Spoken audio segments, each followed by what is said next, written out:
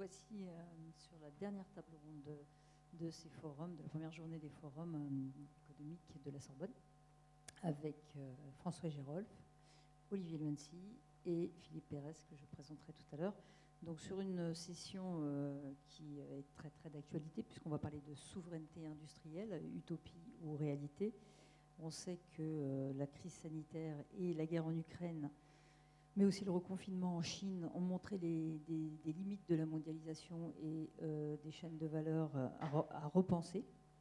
Qu'elles ont mis donc l'enjeu de la souveraineté industrielle au cœur de l'actualité, au point que le nouveau ministère de l'économie s'appelle le ministère de l'économie, de la souveraineté industrielle et numérique. Donc on a rattaché la souveraineté à ce grand ministère et qu'on n'a même pour l'instant pas de secrétaire d'État ou ministre délégué à l'industrie, puisque ce serait peut-être une gestion collégiale, on verra après les législatives. Donc c'est un enjeu économique et politique très très important qui est au cœur des débats d'actualité. Et on va regarder un petit peu les aspects de souveraineté industrielle par rapport à ce premier changement de paradigme. Donc comment est-ce que le paradigme a changé? Je crois que les choses ont glissé assez progressivement, ça ne s'est pas fait d'un coup. Et François, peut-être Gérolf peut nous parler de cet aspect macroéconomique de glissement du discours en Europe et en France sur la souveraineté industrielle. Il a changé ces derniers mois.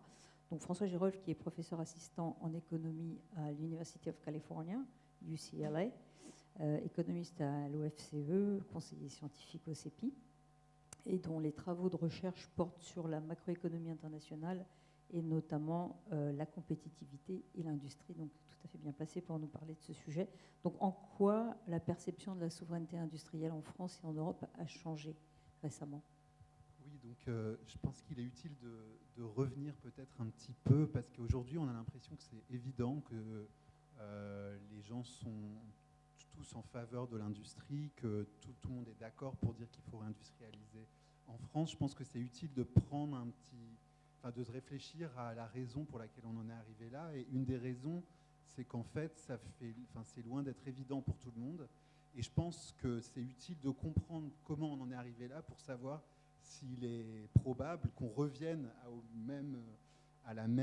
même type de pensée qui nous avait amené à ce résultat-là. Donc il faut dire que...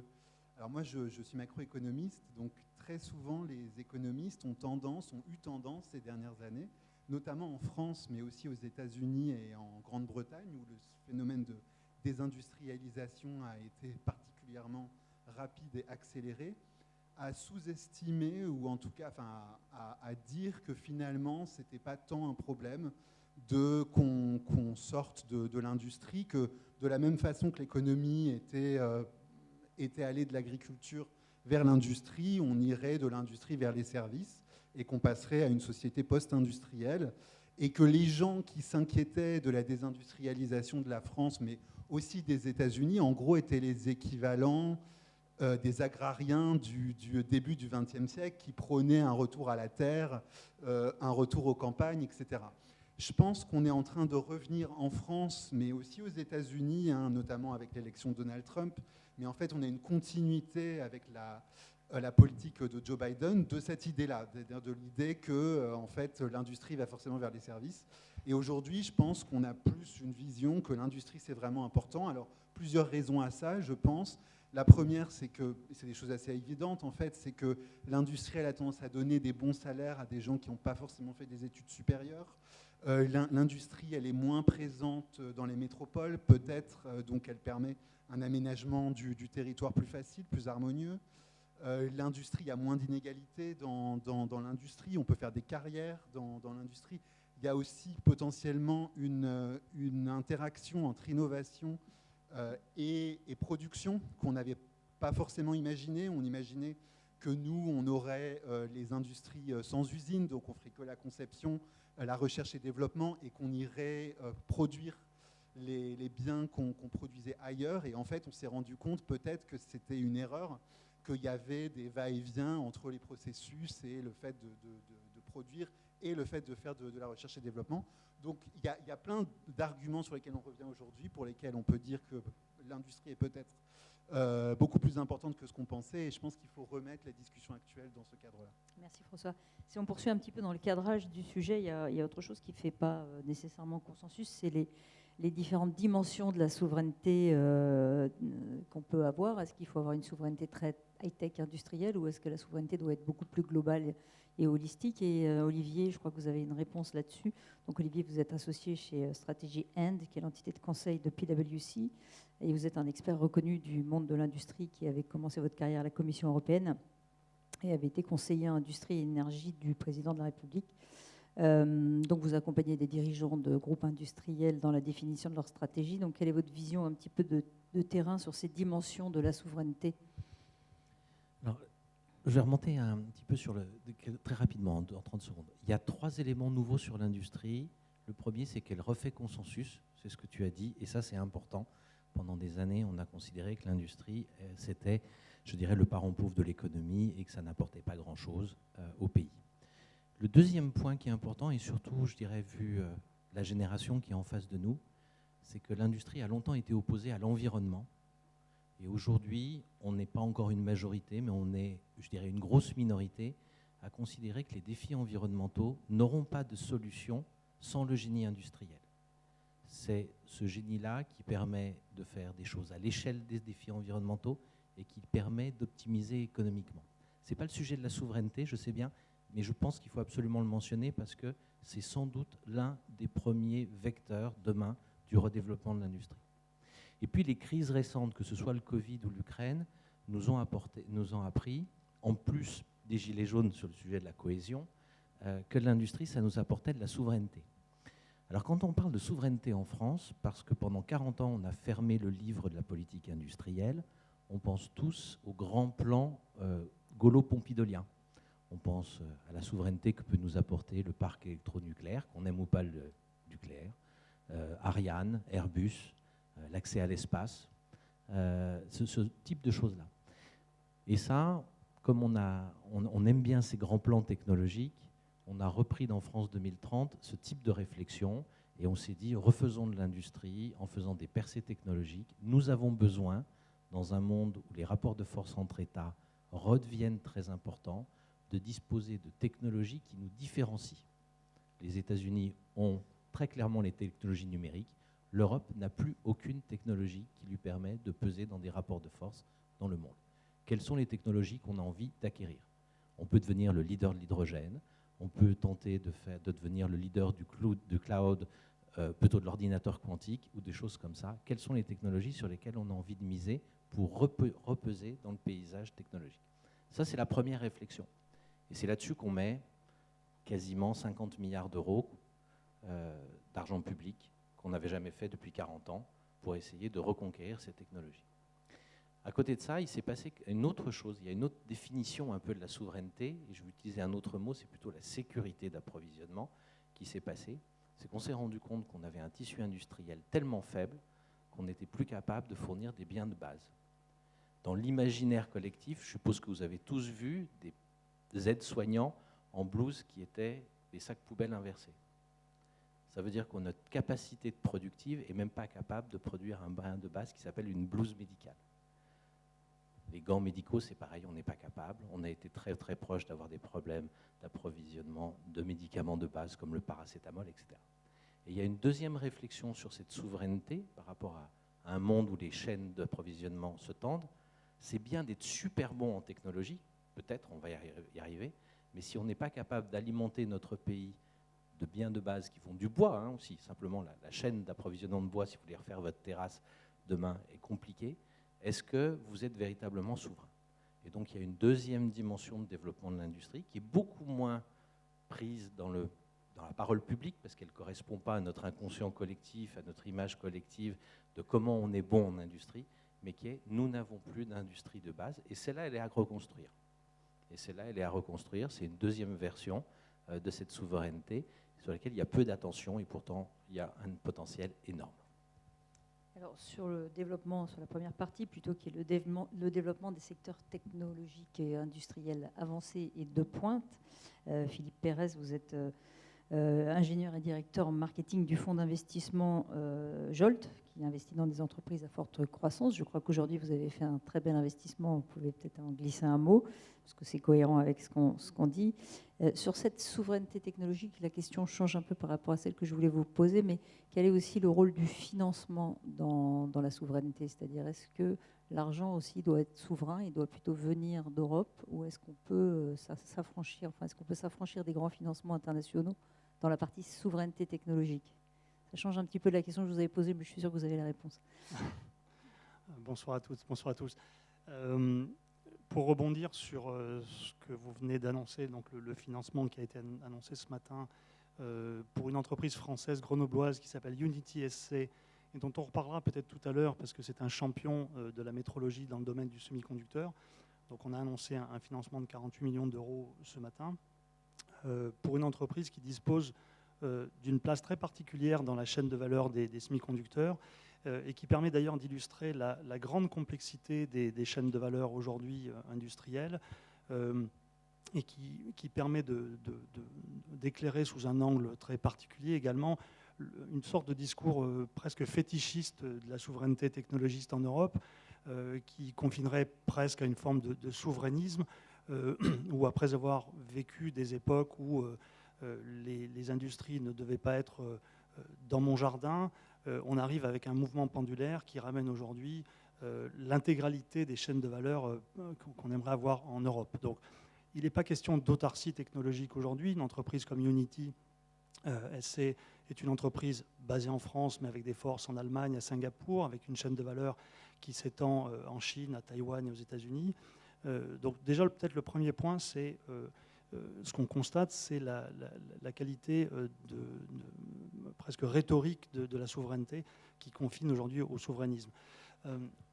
L'autre chose, pour aller dans le sens que vous évoquez, c'est que on a une impression aujourd'hui que l'ensemble des intrants disponibles et nécessaires pour la technologie et l'industrie en Europe sont ici. L'argent, les brevets, les ressources bien formées, une volonté du régulateur, pas toujours heureuse, mais en tout cas souhaitant s'impliquer dans la réglementation de ces questions technologiques. Si on prend l'exemple des brevets, par exemple, simplement, puisque c'est quelque chose qui est très spécifique à l'Europe, l'Office européen des brevets a publié un rapport il y a quelque temps sur la puissance de l'Europe dans les technologies liées à la 4e révolution industrielle. Donc autour de la 5G, de l'IoT ou des matériaux avancés, et où on se rend compte que l'Europe est en première position dans ces domaines-là, et où simplement il y a une question de monétisation de ces brevets aujourd'hui en Europe qui doit être plus avancée. Bon, voilà, donc l'autre chose peut-être à préciser sur Jolt, c'est la question de la deep tech, puisque le mot n'a pas été encore employé. Nous sommes un fonds d'investissement qui s'intéresse essentiellement aux questions de deep tech en Europe. Lorsque la 25e licorne a été annoncée en France, annoncée comme la première licorne industrielle, donc qui fait des robots pour les entrepôts, on n'a pas pu s'empêcher de dire les 24 premières relevaient du monde digital, et autant on est les premiers à applaudir sur ces questions-là, on a la sensation que le dépôt de valeur en Europe avec ces sociétés digitales, ces licornes digitales, l'ancrage de la valeur, la volatilité dans les fluctuations que nous connaissons actuelles par rapport aux entreprises industrielles était plus fort. Donc voilà, donc on parlera peut-être un peu de financement après, et sur les questions de financement européen. Peut-être dire simplement que les souscripteurs d'un fonds comme Jolt Capital, on s'intéresse à des entreprises qui sont basées et qui croissent en Europe, mais les souscripteurs de fonds comme les nôtres sont des souscripteurs internationaux qui sont partout sur la planète. Merci Philippe. Donc effectivement, on n'a pas de réponse sur le financement, mais on y reviendra peut-être tout à l'heure. Donc maintenant, une fois qu'on a cadré un petit peu ce sujet, sur les meilleurs choix de politique industrielle et qu'est-ce qu'on peut faire pour améliorer, pour aller de l'avant et pour reprendre un petit peu de la souveraineté dans la partie notamment industrielle. Est-ce que, d'un point de vue macroéconomique, jusqu'où il est souhaitable d'aller, j'ai envie de dire? C'est-à-dire, est-ce que si on devient trop souverain, on ne va pas retomber dans les travers du protectionnisme, dont on sait que finalement, d'un point de vue macroéconomique, ils ne sont pas très bons, surtout en ce moment où on se pose des questions sur le pouvoir d'achat. Si on est trop protectionniste, on sait qu'il y a un impact sur les prix. Et donc, sous le pouvoir d'achat, il peut y avoir aussi un impact sur l'inflation qui augmente encore. Donc, comment faire pour trouver la fine line entre le protectionnisme, trop de souveraineté, et ne pas tomber dans le protectionnisme? Oui, effectivement, je pense que ça va être la question des années qui viennent, qui est que c'est très difficile, comme il a été dit avant, quand on dit souveraineté, on veut faire attention à ne pas tomber dans le souverainisme, on va dire, excessif, et c'est quelque chose qui n'est pas facile.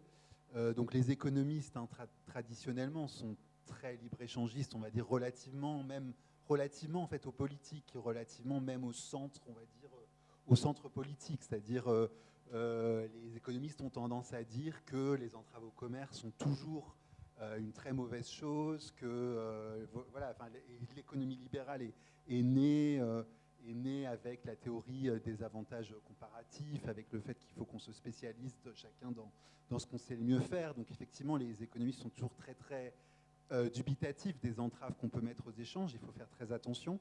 Mais c'est vrai en même temps qu'il y a des problèmes, enfin, notamment en France. On sait qu'on a un déficit commercial très très important. Les derniers chiffres d'ailleurs du premier trimestre 2022 qui sont sortis hier sont assez inquiétants. Le commerce est déficitaire des biens de 5,5% du PIB. Donc évidemment, il y a la facture énergétique hein, qui pèse pour une grande part de ça, mais le déficit même des biens purement manufacturiers est historiquement déficitaire. Il est entre -2 et -3, et ça, c'est quelque chose, ça veut dire que c'est pire en quelque sorte qu'au début des années 80, où, comme on sait, cette situation de déficit commercial excessif avait poussé les autorités gouvernementales à l'époque de prendre des mesures très dures d'austérité, dû au fait que la France, effectivement, avait l'air de perdre en compétitivité. Donc on est un petit peu dans cette situation-là. Je ne veux pas être trop alarmiste, me faire l'oiseau de mauvais augure, mais on est dans cette situation-là.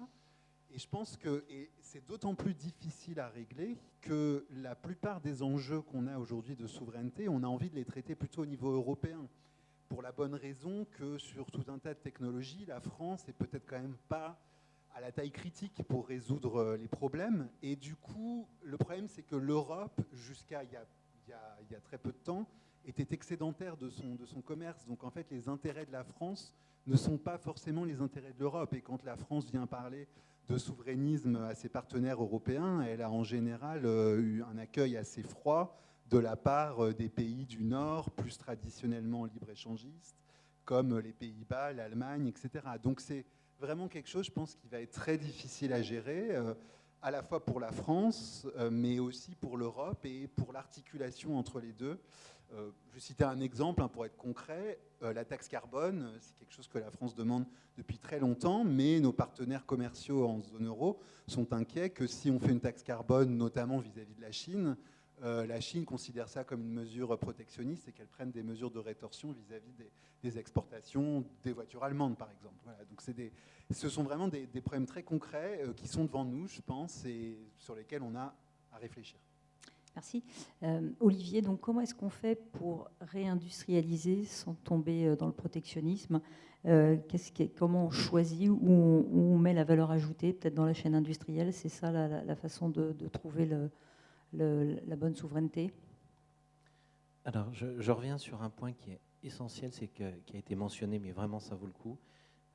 La logique, enfin les difficultés industrielles françaises ne sont pas celles de l'Europe. Encore une fois, hein, l'Europe est équilibrée en termes de commerce extérieur, légèrement positif. Nous avons un déficit abyssal qui est lié à notre désindustrialisation. Et donc, une politique industrielle française n'est pas fongible dans la politique industrielle européenne. Et c'est un Européen convaincu qui vous dit ça. Donc, nous ne résoudrons pas nos problèmes de cohésion, de souveraineté en France, de cohésion territoriale avec les Gilets jaunes, voire de cohésion sociale, sans une politique industrielle française, même si elle est singulière en Europe. Deuxième point, qui est très vrai, les recherches technologiques, nous n'avons plus la taille critique pour devenir un leader mondial d'une technologie. En tous les cas, il peut y avoir des des niches dans lesquelles on est bon. Mais globalement, c'est des sujets qui se font au niveau des continents puissance. Et donc faire un France 2030 en se disant qu'on va devenir le leader de l'hydrogène, regardez ce qui se passe en Europe, il y a 10 plans hydrogène qui sont dotés de près du même montant. Donc on se fait une forme de concurrence négative au sein de l'Europe avec de l'argent public. C'est ce qui me ramène à mon point initial, peut-être que maintenant vous allez comprendre le développement, c'est que plutôt que s'engager dans ces types de technologies-là au niveau français, en étant sous critique, il faudrait mieux qu'on redensifie notre tissu industriel. Et pour ce faire, on ne fait pas de l'industrie pour de l'industrie, on ne fait pas de la relocalisation pour de la relocalisation, on le fait en répondant à une demande. Aujourd'hui, on travaille sur l'offre, on ne travaille pas sur la stimulation d'une demande, parce qu'on a peur, quand on va dire je vais faire une politique de la demande, d'une politique 360 degrés qui fait augmenter les importations et a un cycle encore plus négatif sur l'industrie. Mais si vous faites une politique de la demande ciblée, vous expliquez aux consommateurs comment le contenu réel en emploi et en valeur ajoutée d'un produit est important dans son acte. Et aujourd'hui, le logo Made in France est un logo factice qui ne vous donne que des indications vagues sur le contenu en emploi et en valeur ajoutée en France. Aujourd'hui, les consommateurs français n'ont pas d'indications claires sur le contenu emploi, valeur ajoutée en France des produits qu'ils peuvent acheter. Si vous utilisez intelligemment le code des marchés publics, sans utiliser simplement le prix, mais il y a plein de critères qui existent. Ça demande d'être un peu smart, de prendre un peu de risque pour des acheteurs publics qui n'aiment pas trop parce qu'ils sont responsables personnellement sur leurs deniers et pénalement, ce qui est le seul pays en Europe où c'est le cas. Mais s'ils appliquent le code des marchés publics, on peut avoir une commande publique qui est orientée, sans le dire, vers des biens made in France. Et le dernier point, les entreprises pourraient basculer progressivement vers de l'achat dit responsable, c'est-à-dire pas simplement prendre le prix, mais prendre tout ce qu'il y a autour, la co-innovation, la réactivité, etc. Et les entreprises avec des capitaux, des participations d'État, seraient bien d'être les premières à montrer le chemin. Et si vous combinez ces trois façons de mobiliser la demande, celle des gouvernements, enfin le B2J, le B2C et le B2B, vous avez sans doute un levier pour refaire de l'industrie en France beaucoup, beaucoup plus fort que toutes les politiques de subvention, d'usines, d'offres qu'on peut avoir. Quand je dis ça, je suis peut-être un peu caricatural, les deux peuvent être complémentaires, mais je pense que là, il y a un levier qu'on n'utilise pas. Et encore une fois, on ne réindustrialise pas pour réindustrialiser, sinon on risque de faire des usines qui ferment au bout de 3 ans parce qu'elles n'ont pas rencontré leur marché. On produit pour répondre à une demande. Donc stimulons une demande pour le Made in France.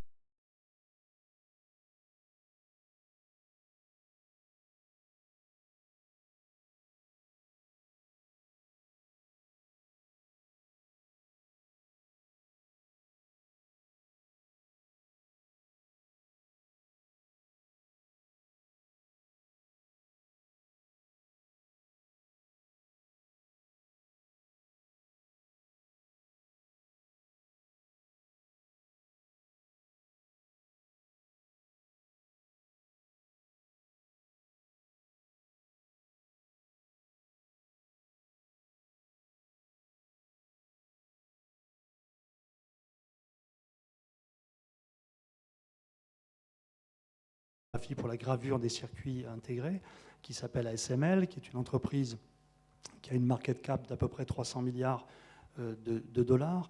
L'idée est donc, en choisissant, ou SOITech par exemple, donc de choisir desquels la plupart des fonderies ne peuvent pas travailler, pour pouvoir avoir des interdépendances intéressantes et plutôt que de rapatrier l'intégralité de la chaîne. Voilà. Donc, et on le fait dans des domaines qui sont l'optique. On a parlé du bois tout à l'heure. On a une entreprise dans le portefeuille qui est une entreprise norvégienne, belgo-norvégienne, qui transforme des bois de culture en des bois, l'équivalent de bois tropicaux, avec des usines en Europe et des bouts de la chaîne de valeur un petit peu partout.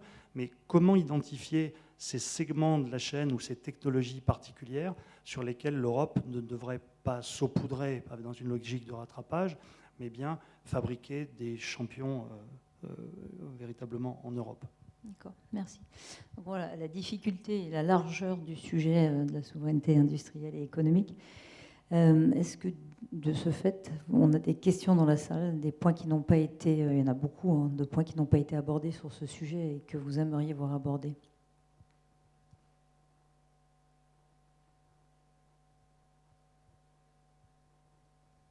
Monsieur au fond, je ne sais pas si vous pouvez vous lever ou on vous envoie un micro. On vous envoie un micro.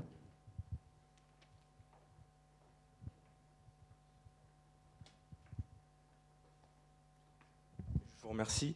J'ai peut-être une question sur l'aspect commande publique.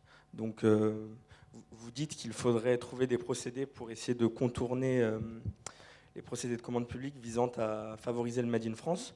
Mais comment vous voyez cela dans le cadre des libertés économiques européennes? Parce qu'il y a une forte contradiction entre ce que vous nous avez avancé et ce qui me semble, en tant que juriste, possible de faire en la matière. Très intéressant, je pense qu'Olivier a la Alors, réponse. oui.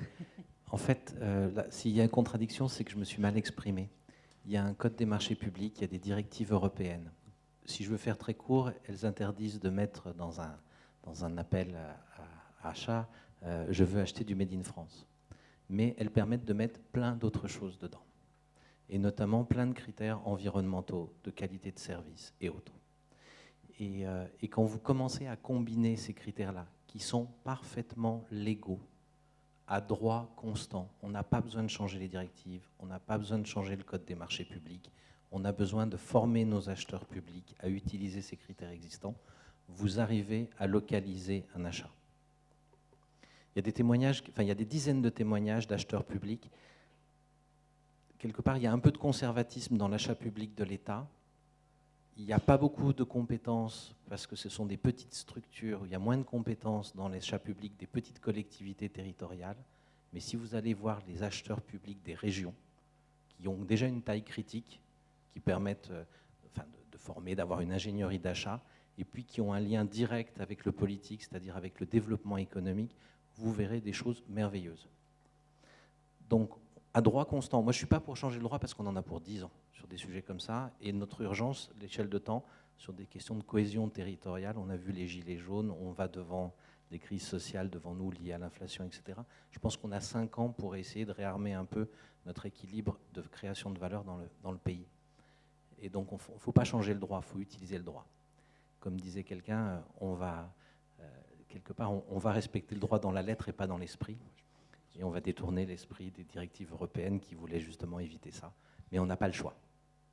Merci. François veut rebondir, je crois, sur la réponse. Oui, je voudrais rebondir sur une autre question, peut-être la même chose sur les marchés publics. Je me demandais, parce que je trouve que c'est une question très intéressante, et quand on pense à, effectivement, je pense que c'est très, très important d'articuler la politique de demande avec le fait d'essayer de ne pas augmenter encore notre déficit extérieur. Donc je suis tout à fait demandeur de ce genre de mesures, et sans dire on désobéit aux règles européennes, etc.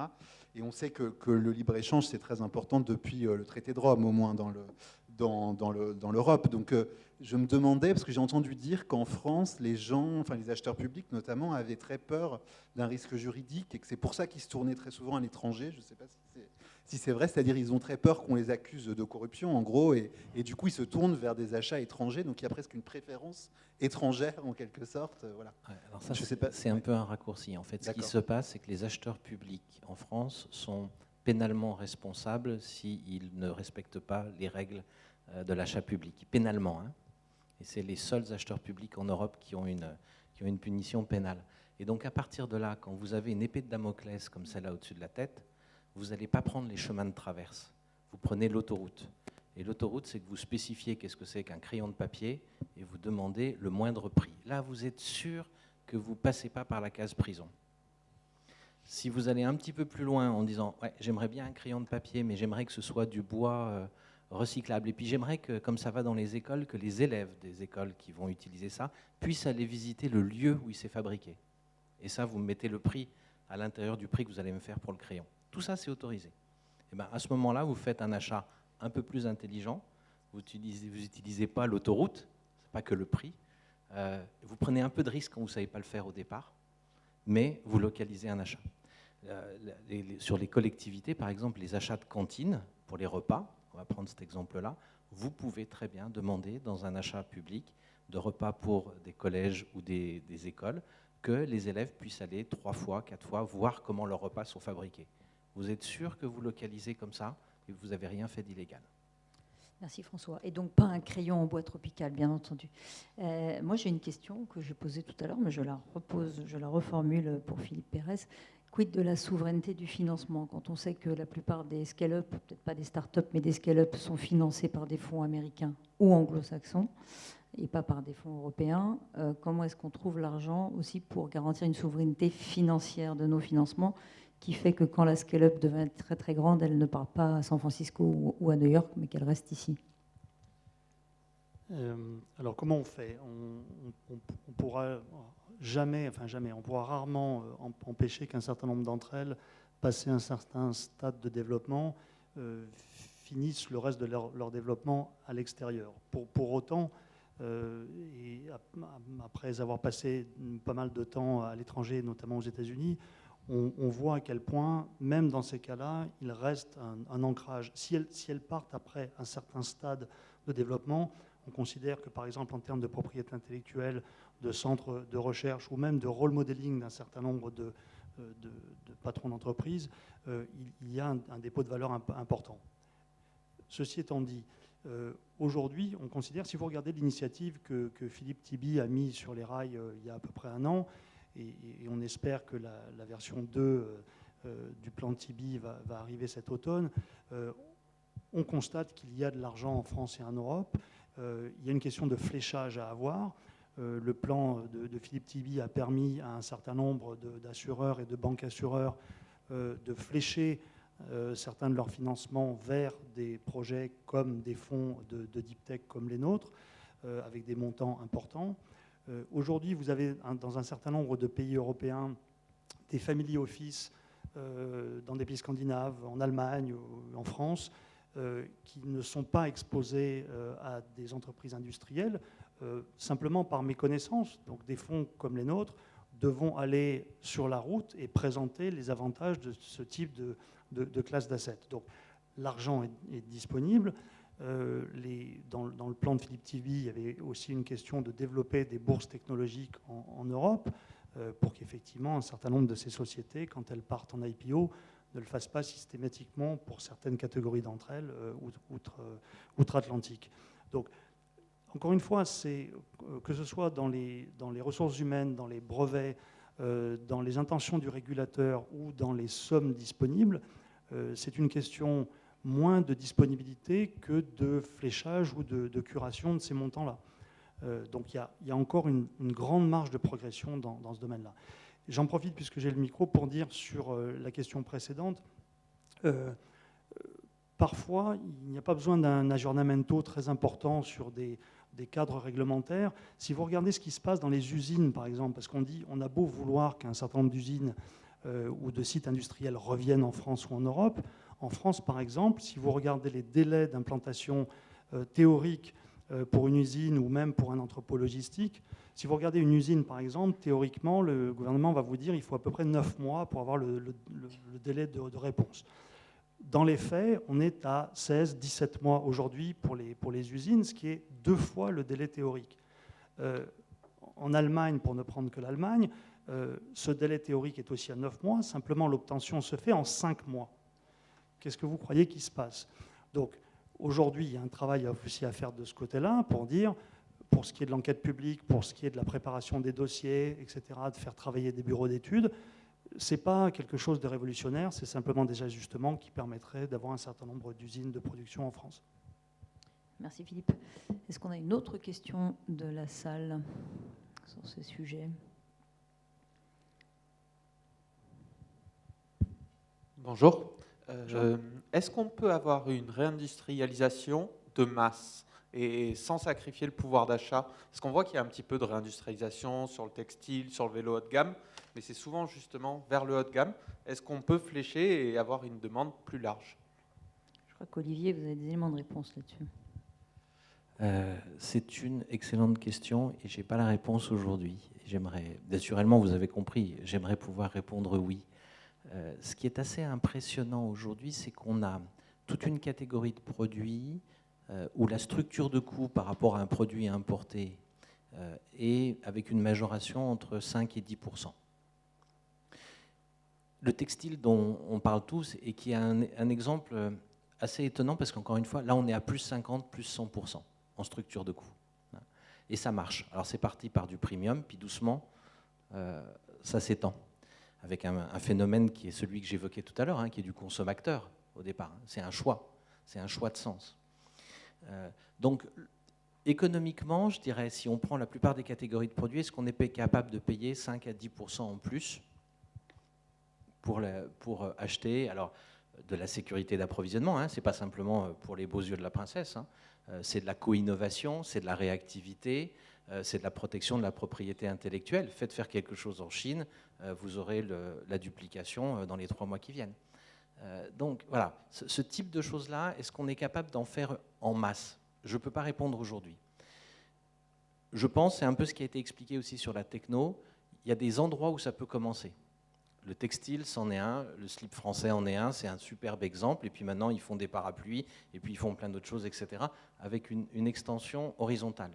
Le modèle auquel je crois, c'est qu'il y a un certain nombre de catégories de produits qui sont prêtes à être localisées, parce que ce petit surcoût répond à d'autres choses. Et pas que du sens, encore une fois. C'est de la sécurité d'appro, c'est de la co-innovation, de la propriété intellectuelle, j'ai cité. Ou de la réponse environnementale très très importante, le bilan carbone et autres. Et autour de ces points-là, on va être capable de créer des écosystèmes. On fixe un point sur lequel les caractéristiques offre-demande ne sont pas mauvaises du tout. Et autour de ça, on commence à faire par cercles concentriques, verticaux ou horizontaux, on peut continuer la réindustrialisation. La difficulté qu'on a, c'est qu'on n'a pas commencé à chercher à identifier ces points de départ, ces points de cristallisation. Parce que ce que je vous ai expliqué là sur de la réindustrialisation de base, ça ne fait pas tilt dans l'esprit en général. On aime bien la tech, on aime bien le plus puissant, le plus vite, etc. Alors je crois que c'est comme ça qu'on arrivera à réindustrialiser, en partant de produits de base sur lesquels on a l'équation offre-demande et après autour desquels on va faire des écosystèmes. Oui, je voudrais juste apporter un petit point de complément par rapport à ça. Parce qu'en ce moment, on parle beaucoup du pouvoir d'achat à nouveau et du consommateur, mais il ne faut pas oublier le producteur. C'est-à-dire souvent dans ces études, quand on dit que ça coûte beaucoup plus cher, oui, mais comme il a été dit, ça permet aussi de revivifier les territoires, de créer de l'emploi potentiellement. Et tout ça, il faudrait le prendre en compte idéalement. Quand on achète moins cher en Chine, on ne prend pas en compte le fait que probablement on contribue à augmenter au moins à court terme le chômage, les cotisations que ça rajoute, etc. Et tout ça, ça finit par coûter. Donc le calcul est plus difficile à faire que juste prendre en compte le seul point de vue du consommateur. Merci. Est-ce qu'on a encore une question ? Là.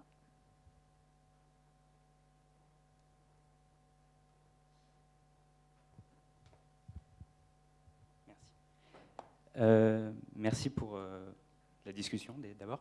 J'avais une question parce qu'il a beaucoup été question de l'échelle européenne. Mais on est d'accord que si on réindustrialise, et comme vous l'avez dit, l'échelle française est peut-être la plus pertinente puisque l'Europe ne représente pas tout à fait les intérêts qui sont ceux de la France en matière de souveraineté industrielle.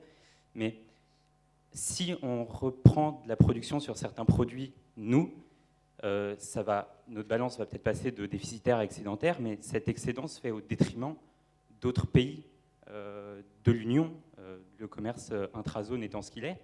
Donc, comment on fait pour que la relation avec les partenaires européens se fasse aussi de ce point de vue-là ? François ? Ouais, j'ai envie de dire qu'on pourrait rétorquer que le problème actuellement est le problème inverse. C'est-à-dire que la France accepte d'avoir un déficit commercial très fort alors que les autres ont des excédents. Mais vous avez tout à fait raison, c'est-à-dire en partie, on peut avoir peur d'un jeu à somme nulle. Si la France se met à réussir à dégager des déficits moins importants dans un premier temps et puis des excédents au final, ça va augmenter l'excédent de la zone euro, potentiellement apprécier l'euro et donc rendre plus difficile les exportations par nos partenaires. Donc j'ai envie de dire que le problème, c'est que c'est la situation dans laquelle on est en Europe depuis un moment et c'est un jeu qu'on a tendance à perdre. Donc est-ce que c'est vraiment une question qu'il faut qu'on se pose actuellement, alors que nos partenaires se la posent un petit peu moins, on va dire, et que ça n'a pas l'air de les déranger de dégager des excédents commerciaux de 10% du PIB? je ne sais pas si c'est vraiment quelque chose qu'on doit internaliser à ce stade où on a un déficit commercial de 5,5% du PIB. Ce sera peut-être un problème si on y arrive très bien, mais je pense que c'est quelque chose qui est encore lointain. Donc, je partage. Je pense qu'on est dans un tel état de désindustrialisation, de vulnérabilité technologique, d'approvisionnement, mais plus loin, de cohésion du pays. Encore une fois, le modèle, on a parlé du territorial, mais le modèle numérique qui fait que vous avez, par exemple, une plateforme avec quelques personnes qui gagnent extrêmement bien leur vie, et puis des dizaines et des centaines et des milliers de petits boulots derrière pour faire le service. Ok, on peut paraître caricatural, mais cette courbe qui fait descendre la classe moyenne, on la voit au niveau macro désormais en France. Ça veut dire aussi un danger d'équilibre social et politique. On a besoin de cette classe moyenne pour équilibrer notre démocratie.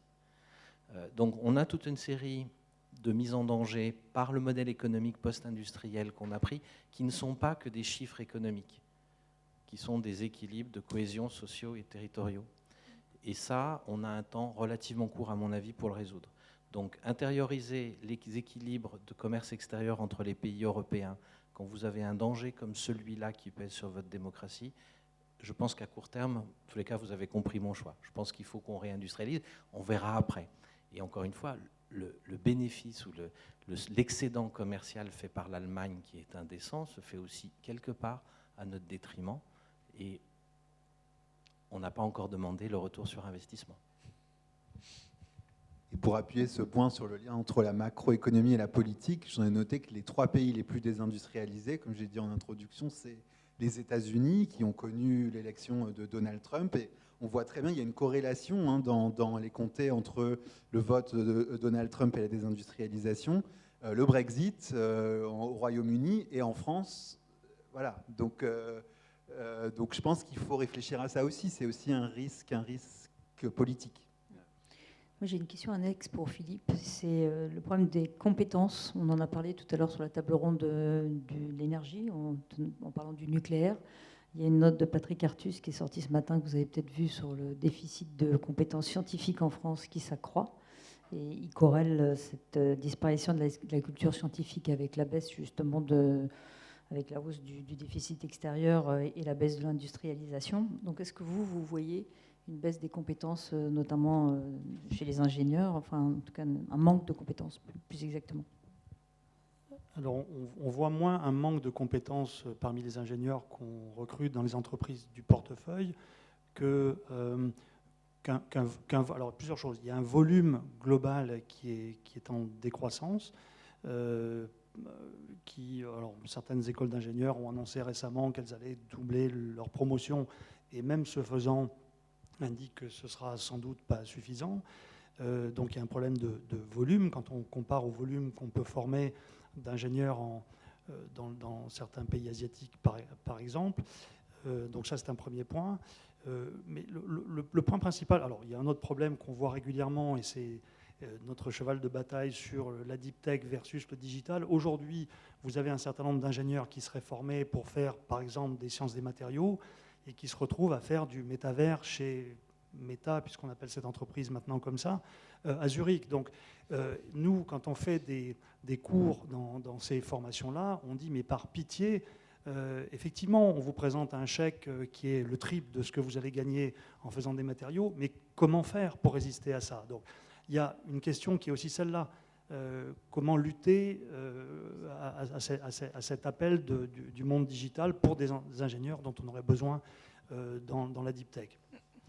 Mais peut-être pour faire un pas de côté, je pense que moi ce que j'aimerais dire et qu'on voit un petit peu partout, c'est l'imaginaire de l'industrie a changé, et on espère qu'il va changer à nouveau. Quand vous regardez l'histoire de l'industrie depuis la nuit des temps, il y a une forme de cyclicité entre une relation d'amour-haine, finalement, qui s'inverse en permanence entre j'adore ça, en France, à la belle époque, on adorait ça. Si vous avez vu le film Le Joli Mai de Chris Marker, vous voyez qu'à Paris, en 1962, tout le monde voulait être ingénieur, développer des choses, faire un sous-marin qui allait sous la Seine. Et on est passé à un monde, finalement, qui se défie de l'industrie. Si vous avez... je vais vous conseiller un bouquin. Je vous conseille un bouquin de Musso, mais pas celui-là, pas celui qu'on trouve dans les gares. C'est Pierre Musso qui a écrit cette somme-là, qui s'appelle La religion industrielle, et qui explique comment on est passé du monastère à la manufacture, puis à l'usine, et maintenant à l'entreprise d'aujourd'hui. Donc si vous avez une semaine, vous lisez ça. Si vous avez qu'une soirée, vous lisez ce qu'il a fait, c'est la même chose, sur l'imaginaire industriel, et ça se lit en une soirée. Vous verrez à quel point cette question de aimer l'industrie est quelque chose d'important avant de se dire on formera des gens qui sont prêts à ça. Puisque j'en suis au conseil culturel, j'en donne un dernier. J'ai été conseiller culturel dans le réseau diplomatique, donc je ne peux pas m'en empêcher. Est-ce que certains d'entre vous ont vu un film d'Alain Resnais qui s'appelle Le chant du styrène? Levez la main si quelqu'un l'a vu. C'est un film somptueux d'une vingtaine de minutes qui est basé sur un poème de Raymond Queneau en alexandrin. Et le film est magnifique. Et il raconte l'histoire depuis le charbon et le gaz jusqu'aux granules du monomère de styrène, jusqu'au polystyrène, jusqu'aux objets plastiques. Aujourd'hui, c'est quelque chose qu'on ne pourrait plus faire, un film de commande fait par un cinéaste, et vous verrez à quel point c'est somptueux, et ça transmet cet amour de l'industrie et de la matière. Donc c'est vers ça qu'il faut retourner, et ensuite on formera des gens qualifiés. Merci. Olivier? Il a tout dit encore mieux que moi. C'est-à-dire qu'on se pose des questions de formation, et c'est vrai. 70 000 postes non pourvus dans l'industrie. Vous avez France 2030 qui a alimenté 750 projets industriels, à peu près 100 000 postes qui vont être créés. Et aujourd'hui, vous avez des gens qui ont des projets, qui ont reçu de l'argent public. Ils n'ont personne à mettre pour faire leurs projets et ils n'ont pas de terrain pour installer leur fabrique et leur usine. Voilà, on en est des fois un petit peu là sur des choses très prosaïques. Mais ça, on ne le résoudra pas simplement en tapant sur le clou et en doublant les capacités des écoles d'ingénieurs. Il faudra le faire, bien entendu, ou des autres formations technico-scientifiques. On le fera en retravaillant, effectivement, l'image de l'industrie, cet imaginaire-là. Et un imaginaire, c'est pas quelque chose qui se décrète. C'est quelque chose qui se travaille avec, je dirais, plusieurs couches émotionnelles qu'on peut avoir, comme quand on a lancé une fusée pour la Lune ou des choses comme ça. Et ce travail-là, aujourd'hui, il n'est pas fait. On est quelques-uns à essayer de le lancer, très humblement, et tu y contribues par ce que tu dis, mais il faut qu'on réapprenne, je dirais, l'art et la beauté qu'il y a derrière la transformation de la matière, qui est quelque chose qui a mu des générations et des générations, et qu'on a perdu. Et la première chose que moi je vous conseille pour le retrouver un tout petit peu, c'est aller visiter des usines aujourd'hui. Vous verrez, ce n'est pas les temps modernes, ce n'est pas Zola. C'est des lieux où vous rencontrerez des gens qui ont peut-être quelques années de plus que vous et qui s'éclatent à faire ce qu'ils font, transformer de la matière avec de l'énergie, travailler en équipe, innover. Ils ont une forme de réalisation personnelle et collective qui est très belle. Allez à cette rencontre-là, c'est la première étape que je vous conseille de faire pour retrouver un petit peu ce goût de l'industrie qu'on a perdu. Merci Olivier, on va finir là-dessus, sur ces belles paroles culturelles et poétiques. Merci à vous pour la précision et la richesse de nos échanges.